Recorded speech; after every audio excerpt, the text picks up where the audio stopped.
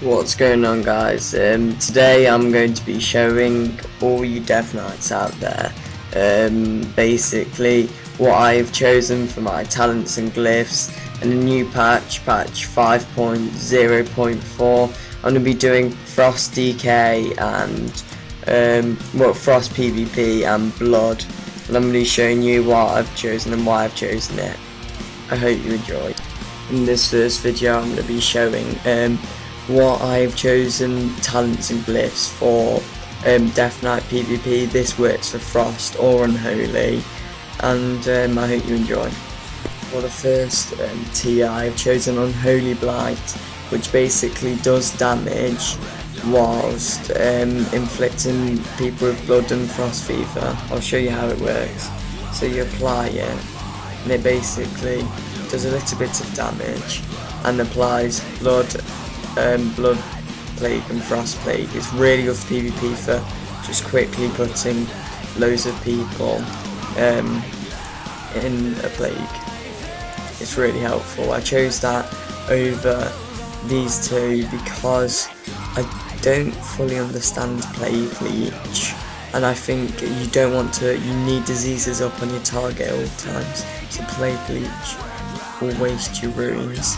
And rolling blood, I don't use pestilence in PvP, so that's why I chose that Unholy Blight as my first talent. For my second talent choice, I've chosen Purgatory, which basically prevents you from dying. And as you can see there, I for 3 seconds, when he would have killed me, when instead of him killing me, I'm protected from all damage, which you might be thinking, well, it's only 3 seconds, but it's actually really helpful because in that 3 seconds it's a matter of getting a quick healing boost, but obviously that didn't work. And the reason I chose that instead of Anti-Magic Zone on Lichborn is because Anti-Magic Zone is okay, but it means you have to stand in one spot, which isn't very good in PvP. And Lichborn, to be honest, what this basically does is stops you from being able to get sheeped and feared.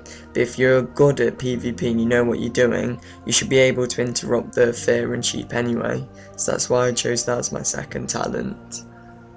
For my third talent, I chose Chillblains, which basically, whenever you frost fever someone, which means Icy Touch, Howling Blast or Chains of Ice someone, which inflicts them with frost fever, their movement speed is reduced by 50%.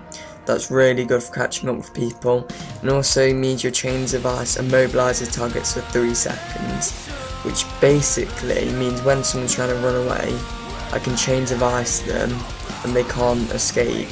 And I use this is one of the best things for Death Knights. If Death Knights didn't have this, God, they wouldn't be able to catch up with anyone apart from Death Grip. So I chose that. And the reason I chose this is because, like I said, it's sort of a necessity to Death Knights. Like, the 5-second stun's quite good, but the minute cooldown's a bit dodgy. It's not worth it. And Death's Advance, you passively move 10% faster. That's okay, but what's better, someone being 50% slower, or you being 10% faster? That's what I think. And for my third talent, I chose, of course, Death Pact, which gives you a quick boost of 50% healing. And if you watch right here and down there, I get healed by 67k, which is 50% of my healing. So that's really good on a 2-minute cooldown, which is okay. The reason I didn't choose Death Siphon is because, as you can see, it says 1 death, meaning 1 death rune, and basically that means you only get about, in PvP you only get about 8k healing off that. So you have to expend your Obliterate or Festering Strike or Festering Strike for the Death Siphon. So in the end you get a little bit of healing and no damage. And the reason I didn't use Conversion is because it drains your runic power for not enough healing. It's not a very strong healing spell, to be honest. Finally, for my 5th talent, I've chosen Runic Corruption, when you land a damaging Death Coil, Frost Strike or Rune Strike, you have a 45% chance to activate Runic Corruption, increasing your rune generation by 100% for 2.24 seconds. And basically, the reason I chose this instead of Runic Empowerment, which is very similar, instead with Runic Empowerment you activate a random rune, and that's the reason I chose Runic Corruption, because the random fully depleted rune isn't very helpful, because for all you know you could get a blood rune when you want a frost rune, which means you've got the wrong rune and you can't do one of your abilities, which is necessary. However, with Runic Corruption increases the regeneration rate by 100% for all runes, and all of the runes are being regenerated quicker, which means basically you get faster. If you want the frost rune, it will come quicker, so that's why I've chosen that.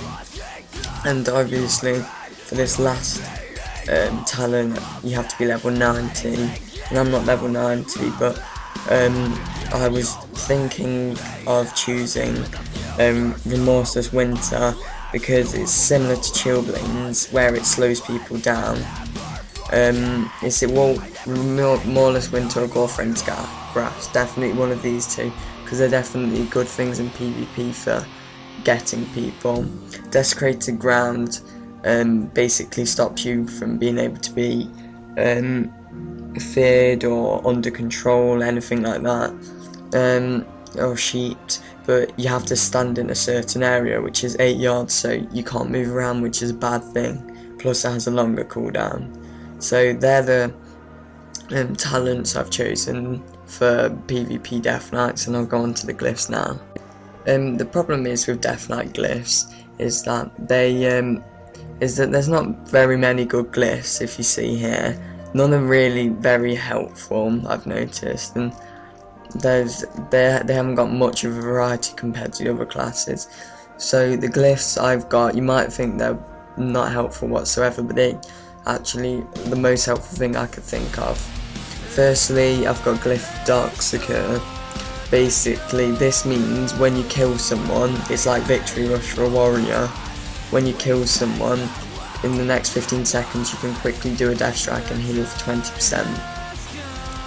The only problem is you have to be the one to get the killing blow. It can't be an honourable kill, it has to be a killing blow. That's the only downside, but the 20% healing is really helpful. I also chose Glyph of Anti-Magic Shell, because basically what this makes it do, instead of absorbing 90% of magic damage, you absorb 100% up to the absorption limit, which is really helpful. Means you don't take about 17,000 magic damage for 6 seconds. It's brilliant. And the last major glyph, Glyph of Dox Simulacrum, I don't know how you pronounce it. Basically that reduces the cooldown by 30 seconds, increases its duration by 4 seconds. You're probably thinking Dox Simulacrum is a very bad spell, and you're wrong. It's actually very good. I've managed to steal Ice Block, Blink, Traps. I've managed to steal so many good abilities. I've stolen a Mage's Invisibility once, and I was invisible for a short period of time. And in PvE I managed to steal a heal, and heal with my teammate for 300,000 damage, 300,000 healing. So that is really helpful, because it reduces the cooldown in half. It means it's on 12 seconds. So you might think Dark Simulacrum isn't helpful, but it really is. So, and for my minor glyphs, this glyph here, Glyph of Foul just makes your Army of the Dead, instead of all being just ghouls, they're geests, weird retarded things, all sorts of stuff. Glyph of Corpse Explosion, that's another fun glyph. It doesn't actually do any damage, unlike what I used to do back in Wrath of the Lich King, so that's not really helpful either. This Glyph of Resilient Grip, this just basically resets the Death Grip cooldown if the target was immune to it. So they're the glyphs I've chosen and the talents, and I hope you've enjoyed this video.